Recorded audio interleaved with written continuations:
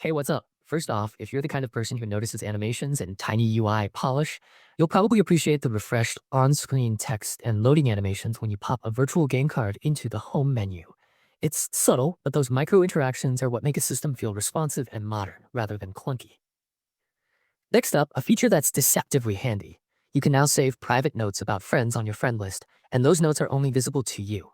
Great for remembering which friend is into which game or what time zone they're in without cluttering their profile or sending them a message.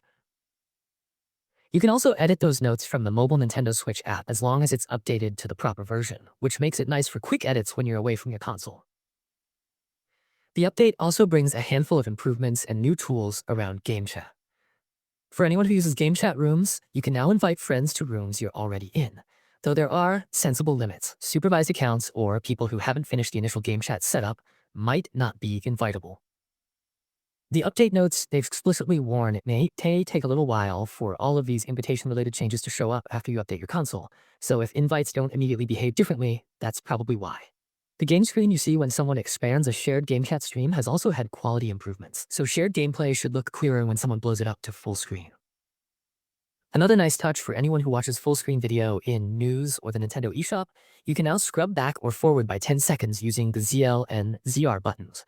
It's a tiny control quality of life tweak, but it's exactly the sort of thing that saves you from digging for on-screen buttons or awkwardly using the analog stick when you just want to skip an intro. Camera and clip handling got a refresh too. The automatic uploads options in Album can now include clip video, video saved as a screenshot, and screenshots that have text added to them. If you like capturing short moments or annotating screenshots, this makes backing up that content more automatic instead of manual. Accessibility saw solid additions. Portuguese, Portugal, and Russian were added to the GameChat voice speech-to-text language list, which broadens who can use that feature comfortably. Text-to-speech can now read text in the album and during the first-time setup process, which is a meaningful accessibility improvement for visually impaired users or anyone who prefers auditory guidance during setup. The support documentation even points to first-time setup instructions for turning text-to-speech on. It's clearly something Nintendo expects people to use.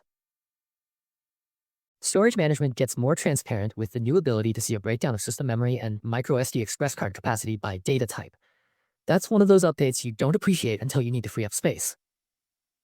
Now you can see what's hogging room and make smarter decisions instead of blindly deleting things. Audio nerds and home theater folks will like this. If you select Linear PCM 5.1 Surround for TV sound and audio, there's now an audio test you can run. That should help confirm your AVR or soundbar is receiving a proper multi-channel feed without having to jump between menus or test tracks in a game. Region naming received a small tweak too, as Nintendo updated the device region label from Hong Kong, Taiwan, South Korea to Hong Kong, Taiwan, South Korea, Southeast Asia. It's the kind of administrative change that better reflects regional grouping and distribution, and it could matter for storefront localization or support flows, depending on where you live. One of the more talked about additions in the Switch 2 build is Handheld Mode Boost, which lets compatible Switch software run as if it's in TV mode while you're in handheld on Switch 2. Basically giving many backwards compatible Switch games the visual boost they normally only get when docked. Because the Switch 2 screen is higher resolution than the original Switch's, this feature can produce noticeably sharper handheld visuals for games that didn't receive a dedicated port or patch. And folks comparing screenshots are already picking up on that. Obviously, Handheld Mode Boost may affect certain in-game functionalities since it mimics TV mode performance characteristics, so check the on-device description before you flip it on. Airplane mode got smarter as well. Your previous preferences for Bluetooth, Wi-Fi, or NFC while in airplane mode are now saved and applied automatically when you toggle it. And there's also a quick settings toggle to individually enable or disable Bluetooth, Wi-Fi, or NFC while airplane mode is engaged. That's a major convenience improvement for folks who frequently fly or who toggle airplane mode for battery reasons but still want to keep one radio running. Parental controls received an app-linked nicety, where the Parental Controls Smart Device app can show a notification when the Parental Controls PIN is successfully entered on the console. This can optionally be delivered as a push notification, and the app needs to be at a particular minimum version for that to work. It's useful for parents who want real-time confirmation that their kid legitimately unlocked something on the console, instead of guessing.